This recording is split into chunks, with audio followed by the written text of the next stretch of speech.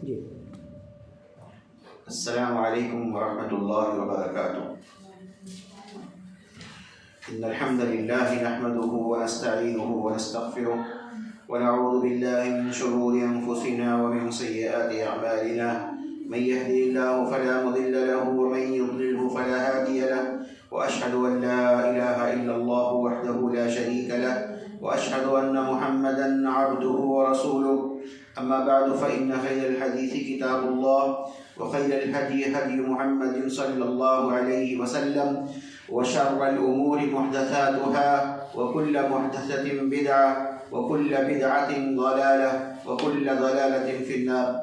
क़ाल रब्बुना अज़्ज़ व जल अऊज़ु बिल्लाहि मिनश शैतानिर रजीम बिस्मिल्लाहिर रहमानिर रहीम वल्लाहु जअल लकुम मिन बुयूतिकुम सकना रब्बि इश्रह ली सदरी व यस्सिर ली अमरी वहलुल उक़दतम मिन लिसानी यफ़क़हू क़ौली सुब्हानक ला इल्म लना इल्ला मा अल्लमतना इन्नका अंतल अलीमुल हकीम।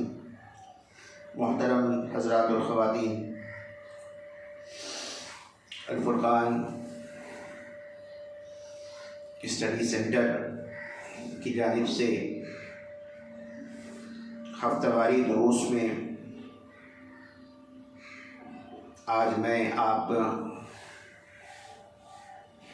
हज़रात की रूबरू हुआ हूँ।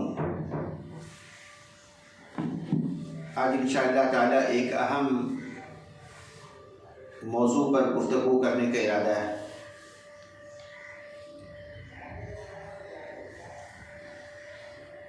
चुनांचे जो आज का हमारा मौजू है वो है हमारे घरों का माहौल इस्लामी कैसे हो। मोहतरम हज़रातुल ख़वातीन, अल्लाह तबारक व तआला ने हमें पैदा फरमाया और हमें यूं ही बेकार और ज़ाय नहीं छोड़ा, बल्कि अल्लाह रब्बुल आलमीन ने हमें और अनवा और अक़साम की नेमतों से नवाजा है। अल्लाह रब्बुल आलमीन की जानिब से मिलने वाली नेमतों को अगर हम शुमार करना चाहें तो शुमार नहीं कर सकते। खुद अल्लाह रब्बुल आलमीन ने फरमाया व इन तउद्दू निअमतल्लाहि ला तुहसूहा, कि अगर तुम अल्लाह की नेमतों को शुमार करना चाहो तो शुमार नहीं कर सकते। चुनांचे हम गौर करें कि अल्लाह रब्बुल आलमीन ने हमें माल से नवाजा, अल्लाह रब्बुल आलमीन ने हमें औलाद से नवाजा, अल्लाह रब्बुल आलमीन ने हमें वालिदैन से नवाजा, अल्लाह रब्बुल आलमीन ने हमें रिश्तेदारियों से नवाजा, अल्लाह रब्बुल आलमीन ने हमें सेहत और तंदुरुस्ती से नवाजा। बहुत सारी नेमतें हैं। वो कौन सी नेमत है जिसका हम शुक्रिया अदा कर सकते हैं? हकीकत तो ये है कि इंसान रोज़ाना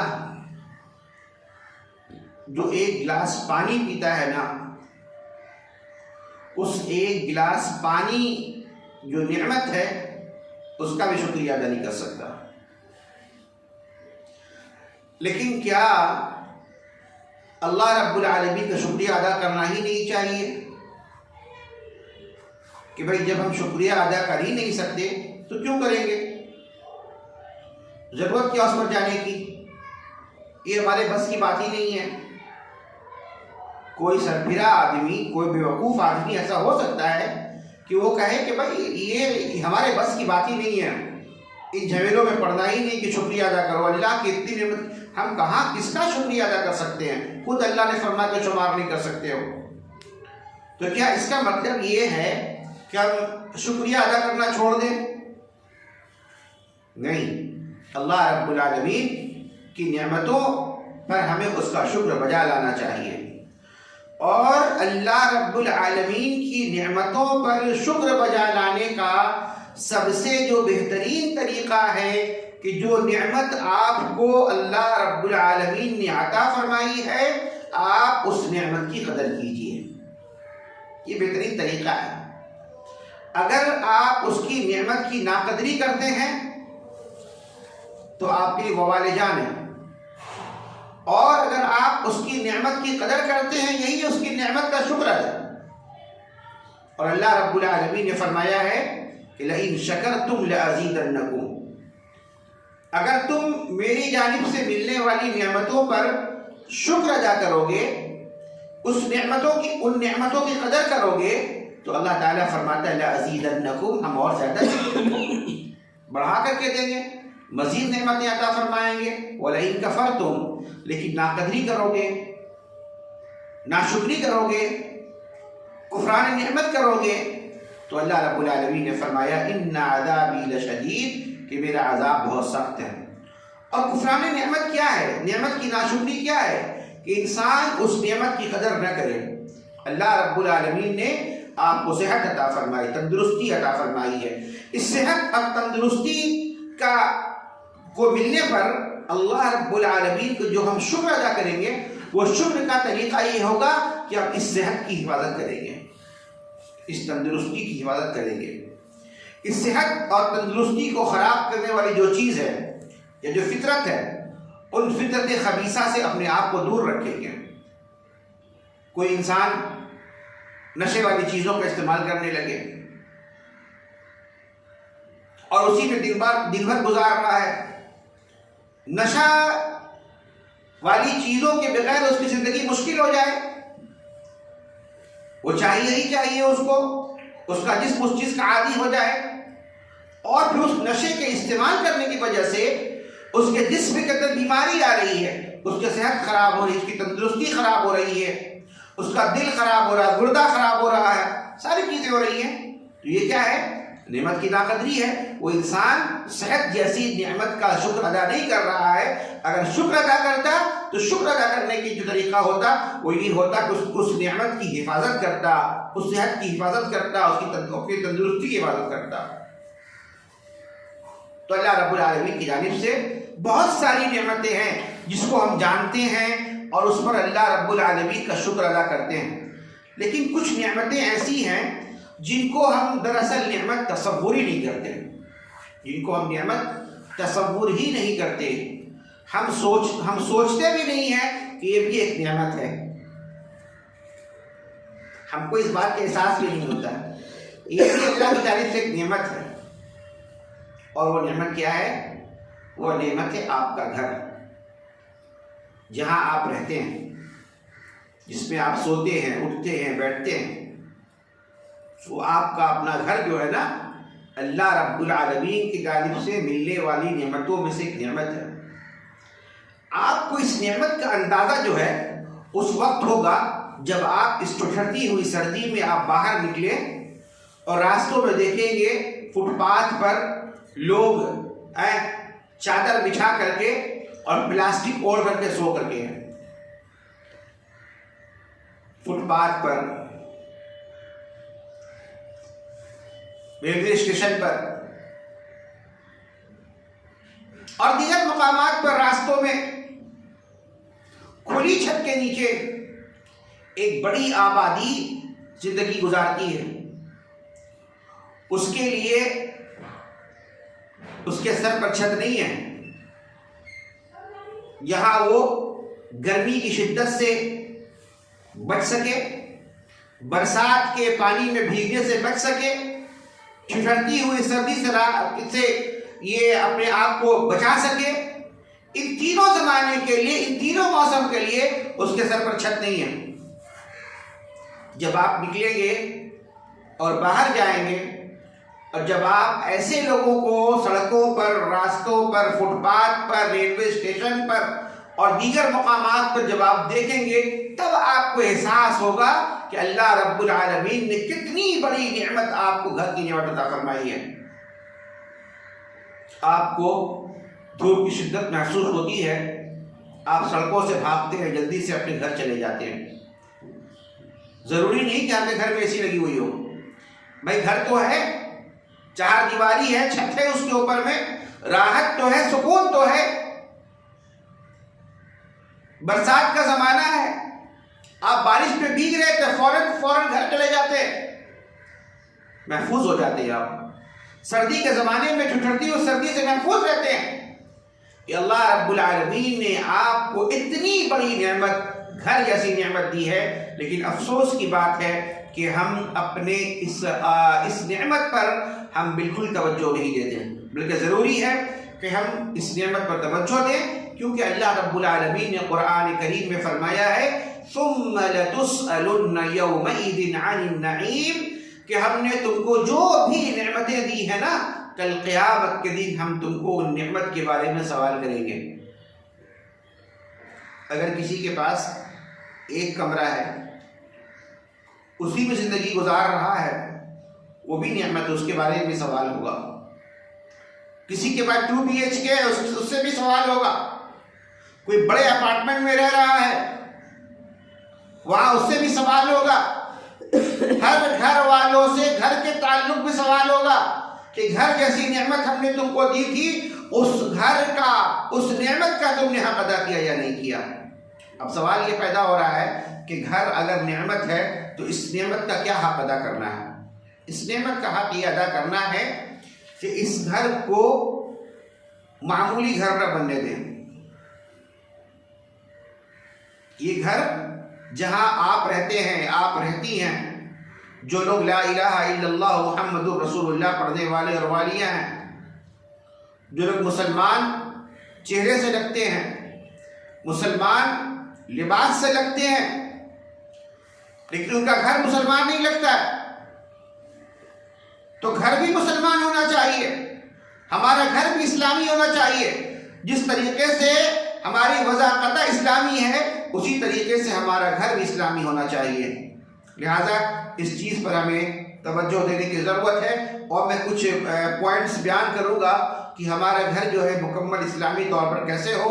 इससे पहले नबी करीम जनाब मुहम्मदुर रसूलुल्लाह सल्लल्लाहु अलैहि वसल्लम की कुछ अहादीस में आपके सामने पेश करूँगा, जिसमें अल्लाह के रसूल सल्लल्लाहु अलैहि वसल्लम ने घर की अहमियत को बयान फरमाया। जैसा कि मैंने कुरान करीम की आयत पढ़ी, इसमें अल्लाह रब्बुल आलमीन ने फरमाया है वल्लाहु जअल लकुम मिन बुयूतिकुम सकना, कि अल्लाह रब्बुल आलमीन ने तुम्हारे लिए तुम्हारे घर को सुकून की जगह बनाया है।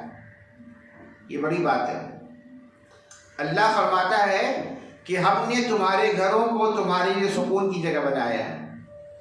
अगर आप में से कोई कहे कि अब सुकून हासिल करने के लिए दीघा का सफ़र करना है, सुकून हासिल करने के लिए किसी बड़े होटल में जाकर के, रिजॉर्ट में जाकर के 2-3 दिन गुजारना है, भाई क्यों जाएंगे रिजॉर्ट में? इसलिए कि बहुत परेशानी हो रही है, ज़हनी तौर पर परेशानी हो रही है।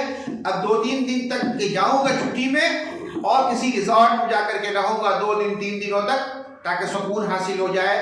मैं समझता हूँ दरअसल उसने अपने घर को उसके मुताबिक नहीं बनाया जिस तरीके के घर बनाने का हुक्म अल्लाह रब्बुल आलमीन ने दिया था। अगर वो उसका अपना घर इस्लामी होता तो अल्लाह रब्बुल आलमीन के फरमान के मुताबिक उसको अपने घर में सुकून मैसर होती, न कि रिजॉर्ट पे, न कि दीघा में, न कि किसी और तफरीही मकामात पर। अल्लाह ने सुकून के लिए घर बनाया है, बाहर को नहीं बनाया अल्लाह ने। तो पहली बात कि आपका घर, आपके जो घर है वो सुकून वाले होने चाहिए। अच्छा चलिए एक हदीस में बयान करूं। अल्लाह के रसूल सल्लल्लाहु अलैहि वसल्लम ने इरशाद फरमाया, सहाबी रसूल सल्लल्लाहु अलैहि वसल्लम अल्लाह के रसूल सल्लल्लाहु अलैहि वसल्लम के पास आते और सवाल करते हैं, अल्लाह के रसूल सल्लल्लाहु अलैहि वसल्लम नजात किन कामों में है? यानी नजात हासिल करने के लिए, सलामती वाली ज़िंदगी गुजारने के लिए, और आखिरत भी सलामती वाली हो और पुरअमन ज़िंदगी गुजारने का राज क्या है?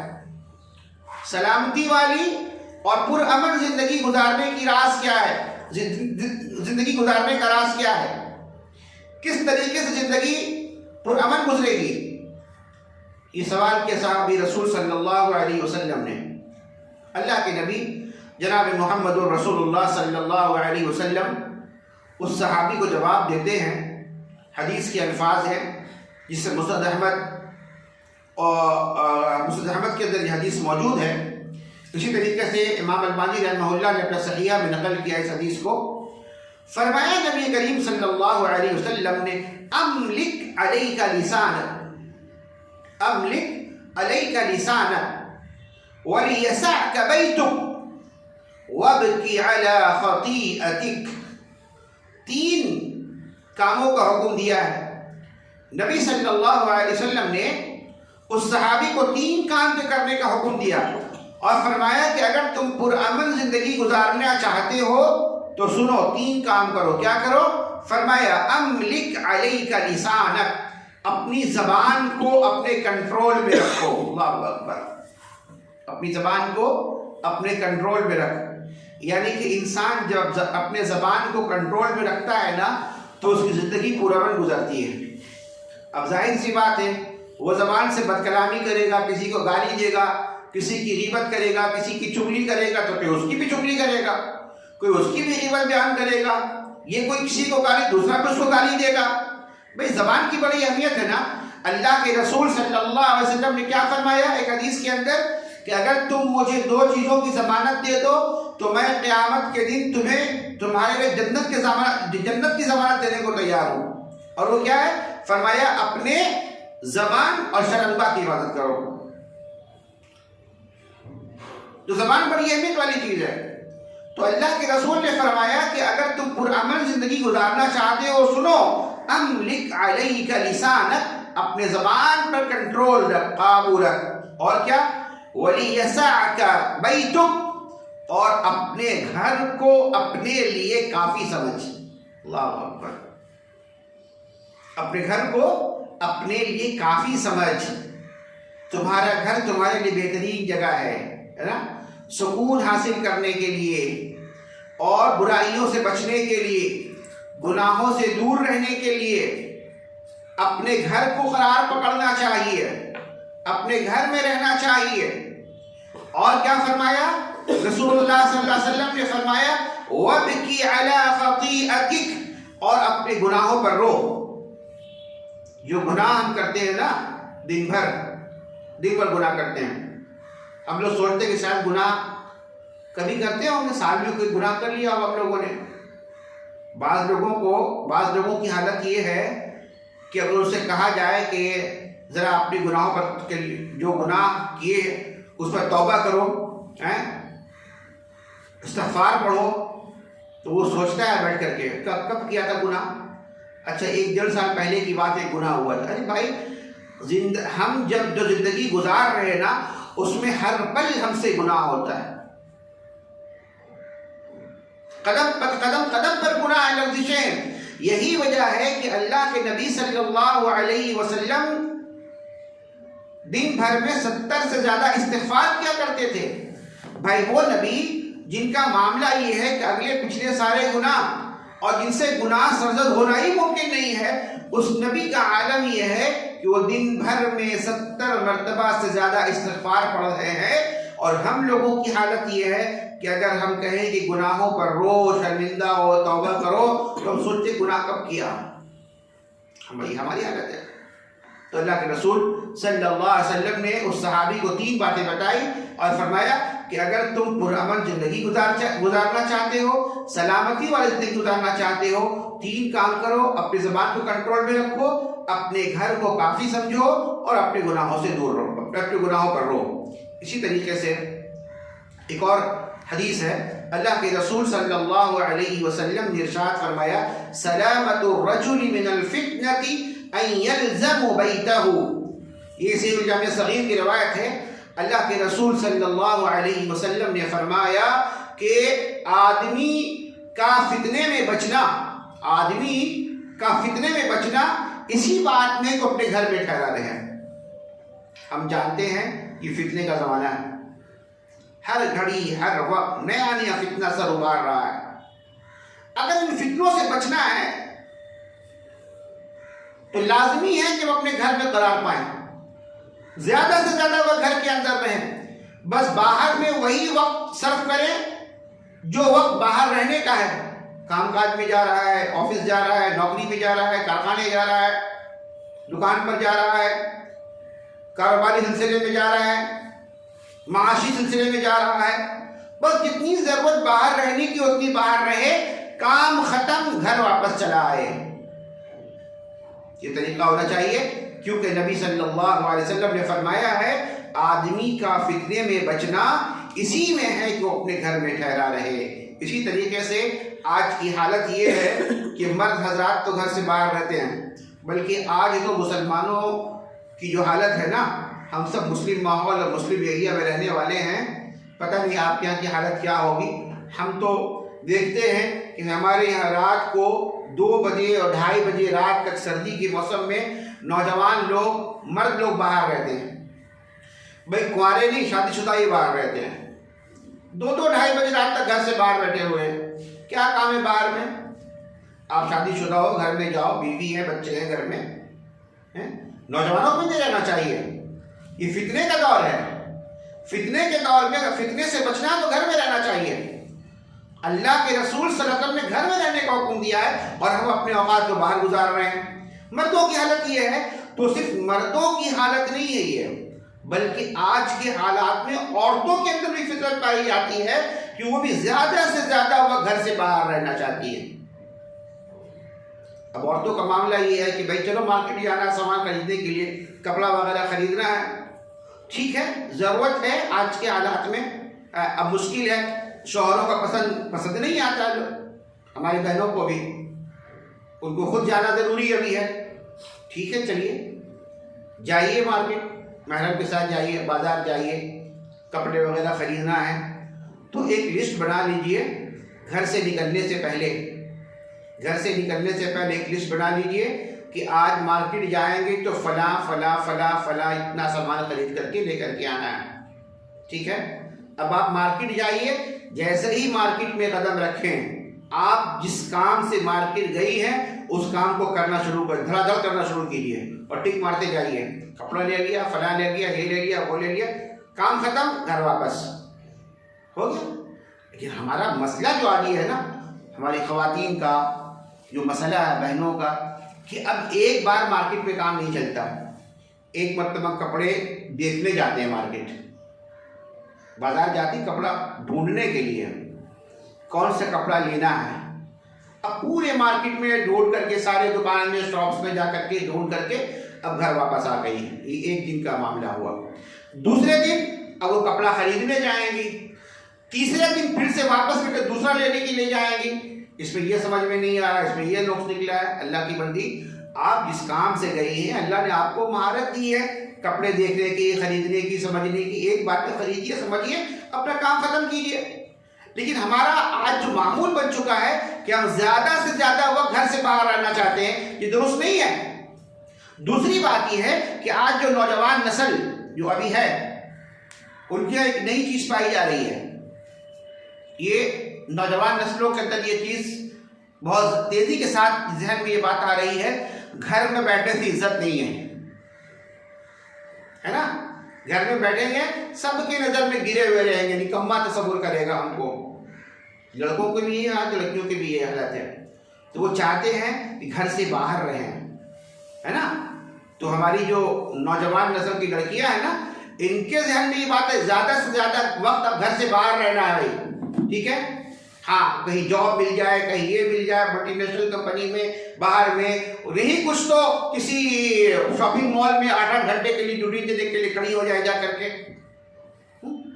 और वो ये सोचती है कि इस तरीके से हम घर से बाहर रहेंगे 8 घंटे, किसी ऑफिस में या किसी शॉपिंग मॉल में या किसी क्या कहते हैं, किसी स्टोर में, सुपरमार्केट में जाकर के हम अगर सेल्स गर्ल के काम करेंगे, 8 घंटे बाहर रहेंगे ना, तो घर में इज्जत होगी, घर के लोग इज्जत से देखेंगे, घर में बैठने इज्जत चली जाएगी। ऐसा नहीं है।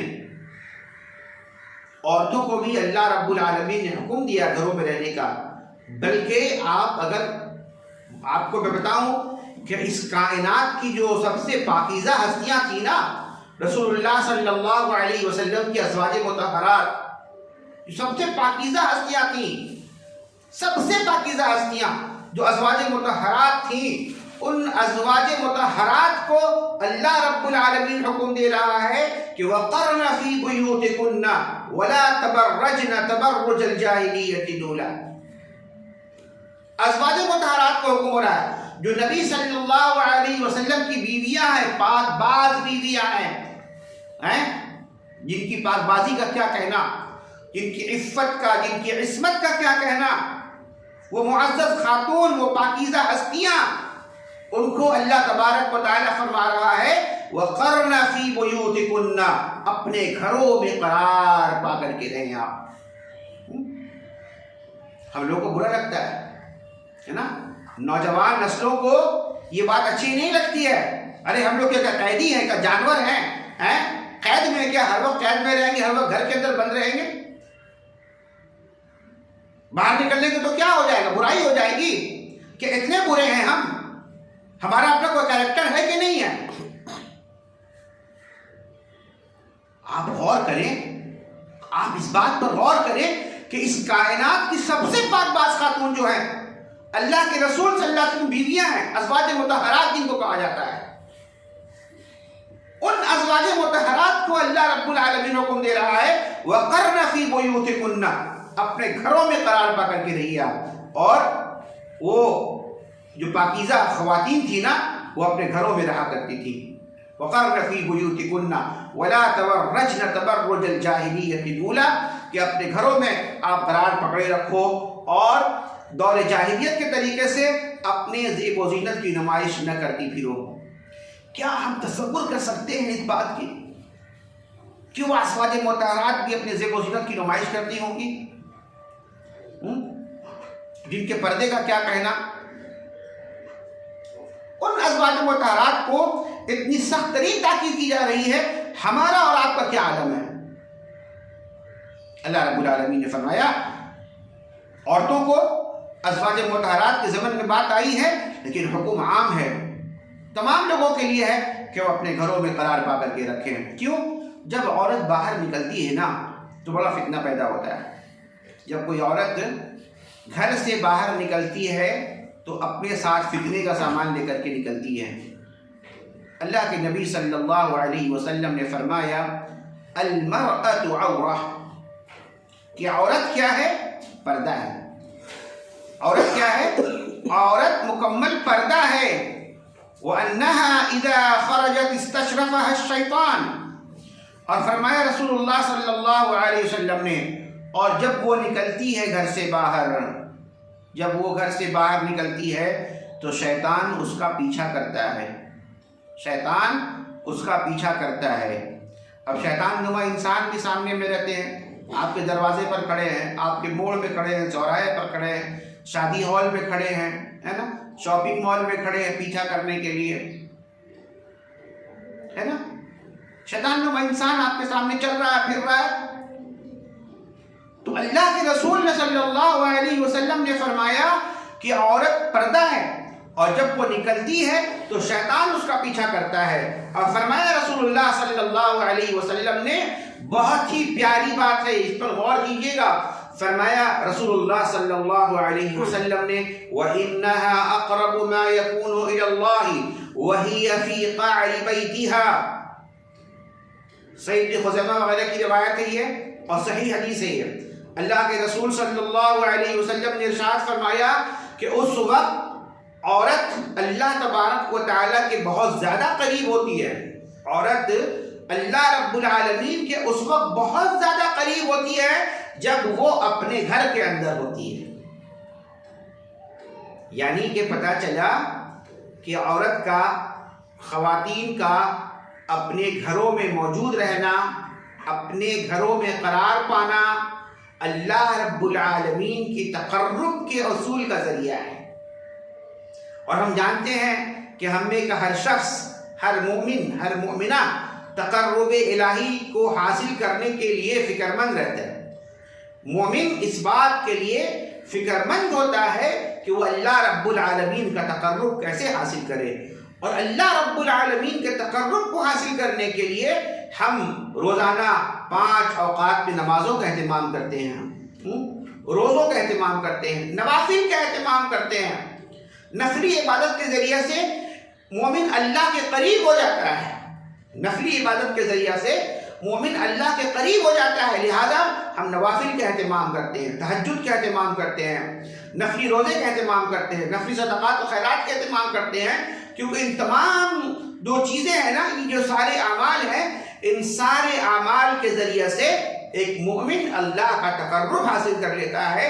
और अल्लाह के रसूल सल्लल्लाहु अलैहि वसल्लम ने फरमाया कि अक़रबु मा यकूनु इलल्लाहि, एक औरत अल्लाह रब्बुल आलमीन के सबसे ज़्यादा करीब कब होती है? वही फी क़अरी बैतिहा, जब वो अपने घर में हुआ करती है। इस हदीस से पता चला कि घर में रहना बाअसे बरकत है, बाअसे इज़्ज़त शर्फ है, तक़वा का बाअस है, ये परहेज़गारी का बाअस है, तक़र्रुब इलाही के हुसूल का ज़रिया है। लिहाजा इस चीज़ की ये जो अहादीस थी जिसको मैंने बयान किया है, इस गुफ्तगू को आगे बढ़ाने से पहले कि घर की क्या अहमियत है और आज हम घर जैसी नेमत से ख़ुद को किस कदर महरूम किए हुए हैं, तो उस महरूमी की वजह क्या है। आज हमारा दिल अगर घर में नहीं लगता है, मर्द हो, औरत हो, नौजवान नस्ल हो, अगर हमारा दिल आज घर में नहीं लग रहा है, दिल उचाट हो जाता है, एक बात तो ये होती है कि भाई जब घर आते हैं ना, बहुत घबराहट होने लगती है, कुछ लोग आते हैं कहते हैं जब भी घर में दाखिल होते हैं बहुत घबराहट होती है, लगता है घर में जिन का बसेरा हो गया है। अब चले मौलवी साहब के पास गए, झाड़ फूक करने वाले के पास, अच्छा घबराहट होती है, बोला बहुत घबराहट होती है, ओहो देखना पड़ेगा जा कर के। अब वो पीर साहब, बाबा, ओझा, पंडित, मौलवी हर शक्ल में मौजूद है ऐसे लोग, चलो देखते जा कर के, हाँ घर के जिन का बसेरा है, जिन निकालना पड़ेगा घर से, इतना खर्च पड़ेगा, ये है फला है, इतना ये करना पड़ेगा, फला करना पड़ेगा, और घर के चारों कोने में जो है ना दीवार में कील ठोक देना पड़ेगा। अल्लाह अकबर, बना बनाया बेहतरीन घर, खूबसूरत घर बना बनाया बिल्कुल। अब उसमें मौलवी के कहने पर हम चारों कोने को खोद करके उसको मिट्टी निकाल करके उसमें प्रेक और कील ठोक दे उसके अंदर बैठ कर। क्यों? कहा कि इसमें शैतान का बसेरा हो गया है, इसीलिए कील ठोक देना पड़ेगा। आज मुसलमानों के माहौल और माशरे में जाएंगे ना, तो मुसलमानों के घरों का अगर जायजा लेंगे, मैं बड़ी जिम्मेदारी के साथ कह रहा हूँ इस वक्त, ये बात मैं बहुत जिम्मेदारी के साथ कह रहा हूँ कि आज परसेंटेज मुसलमानों की ऐसी मिलेगी जिनके घरों के चारों कोने में प्रेक और कील ठोका हुआ है। मैंने वो कपड़े वगैरह टांगने के लिए नहीं कह रहा हूँ, मैं कपड़े वगैरह वो कील नहीं, वो दीवार के अंदर जो है उसको दीवार तोड़ करके अंदर कील डाल करके ऊपर से प्लास्टर किया जाता है। उसको कहा जाता है कि इसके जरिए से कोई जीन भूत जो है ना, जीन वगैरह, इसका बसेरा नहीं होगा। ये सब गलत तरीका है, हराम तरीका ये सब है। अल्लाह के रसूल सल्लल्लाहु अलैहि वसल्लम ने इस बात की ताकीद की है हमें। और देखिए इस्लाम जो मजहब है ना, वो किसी मसले में हमें खाली नहीं छोड़ा। इस्लाम ने किसी मसले में खाली नहीं छोड़ा है हमें। अगर कभी ऐसी बात आए कि घरों में जिन दाखिल हो जाए, तो शैतान दाखिल होता है ना घर के अंदर है, तो अल्लाह के नबी ने क्या तरीका बताया? फरमाया जिस घर में सूरतुल बकरा की तिलावत की जाती हो, उस घर से शैतान भाग जाता है। अल्लाह अकबर, क्या चाहिए है? इतना आसान तरीका बताया। लेकिन हम लोगों को जो है तो खुद से करना कुछ नहीं आता है। अल्लाह के रसूल ने फरमाया जिस घर में सूरतुल बकरा की तिलावत होती है, उस घर से शैतान भाग जाता है, वहां शैतान रहता नहीं है। लिहाजा अपने घरों में सूरतुल बकरा की तिलावत करो। अल्लाह के रसूल सल्लल्लाहु अलैहि वसल्लम को यह फरमान साफ साफ मौजूद है कि शैतान को भगाने का तरीका क्या है। हम मानते नहीं हैं, हम किसी मौलवी के चक्कर में पड़े हुए हैं, घर को बंधवा रहे हैं। अब एक आदमी आता है घर बांधने के लिए, क्या है आपके घर को बांधने, किस चीज से बांधेगा भाई? वो ये कौन सी रस्सी से बांधेगा, कौन से लोहे से बांधेगा, जंजीर से बांधेगा, क्या बांधेगा? नहीं, बांधना है। कैसे बांधना है? तो चारों घर के चारों कोने में कुरान पढ़नी है, उसमें अजान देना है, उसमें पानी छींटना है, अलग अलग बिदअती तरीका से जिसका ताल्लुक कुरान और सुन्नत से नहीं है, ऐसे ऐसे आमाल करके कहा जाता है कि अब घर को बांध दिया गया है, अब इस घर में कोई शैतान और जिन दाखिल नहीं होगा। ये तरीका थोड़ी है। रसूल अकरम सल्लल्लाहु अलैहि वसल्लम ने फरमाया जिस घर में सूरतुल बकरा की तिलावत की जाती है, अरे भाई तिलावत की जाती हो तो आप करें ना तिलावत। अगर आपको सही दीन मालूम हो गया वहां भी आप नहीं कर सक रहे हैं, कहा कि नहीं अब मेरी जबान में इतनी तासीर कहाँ कि हम पढ़ेंगे और काम हो जाए। तो पढ़ने वाले लोग ने कि हाफिज को बुलाया जाएगा, मौलाना को बुलाया जाएगा, आलिम को बुलाया जाएगी, लिहाजा हाफिजों की तलाश हो रही है, आलिमों की तलाश हो रही है कि आलिमों को बुलाया जाए, मौलवियों को बुलाया जाए। अब 40 दिनों तक के लिए जैसे हाफिज को रखा गया, अब वो आगे सूरह बकरा की तिलावत कर रहा है, ये सारी चीजें। अरे अल्लाह के बंदे, अल्लाह की बंदियां, अल्लाह ने आपको कुरान पढ़ने का हुक्म दिया, आप पढ़े ना कुरान घर के अंदर, सूरह बकरा की तिलावत करें ना, कौन सी मुश्किल है। हम करना नहीं चाहते, दूसरों से करवाना चाहते हम। सबसे पहली बात ये कहने का मकसद ये है कि अगर आपका घर आपके दिल आपका दिल आपके घर में नहीं लग रहा है तो अपने घर के हालात का जायजा लीजिए कि आपका दिल आपके घर में क्यों नहीं लग रहा है, जबकि अल्लाह रब्बुल आलमीन ने फरमाया है कि वल्लाहु जअल लकुम मिन बुयूतिकुम सकना, हमने तुम्हारे घर को तुम्हारे लिए सुकून की जगह बना दी है। ये अल्लाह रब्बुल आलमीन का फरमान है। ठीक है, तो अब हमारा दिल जो है घर में कैसे लगेगा, इस सिलसिले में चंद एक के पॉइंट्स था मैं बयान करता, लेकिन वक्त अभी नहीं है। अगर मैं इस टॉपिक को आगे बढ़ाऊं, मौजू को, अभी बात बिल्कुल अधूरी रह जाएगी और मुझे बेहतर नहीं लग रहा है कि मैं इस मौजू को भी आगे बढ़ाऊं। इंशाअल्लाह ताला ज़िंदगी बाकी रही, मौका मिला तो आइंदा हफ्ता इस मौजू को मैं बयान करूंगा और कोशिश करूंगा कि आपके घर में आपको सुकून कैसे हासिल हो। घर सुकून की जगह है तो आपको सुकून कैसे महसूस होगी, कब होगी, जब आपका घर इस्लामी होगा। और इस्लामी घर बनाने का तरीका क्या होगा, इस सिलसिले में इंशाअल्लाह ताला मैं कोशिश करूंगा कि आइंदा दर्स में तफसील के साथ आपके सामने बातें रखूं। अल्लाह तबारक व तआला से दुआ है, अल्लाह तबारक व तआला हम सबों को अपने घरों की भी देख रेख करने की तौफीक अता फरमाए, हम सबों को इस्लाम के मुताबिक ज़िंदगी गुजारने की तौफीक अता फरमाए। इलाहा आलमीन अर्हमर राहिमीन, हम सबों को कहने और सुनने से ज़्यादा उस पर अमल की तौफीक अता फरमा। व आखिरु दावाना अनिल हम्दुलिल्लाहि रब्बिल आलमीन। वस्सलामु अलैकुम व रहमतुल्लाहि व बरकातुहू।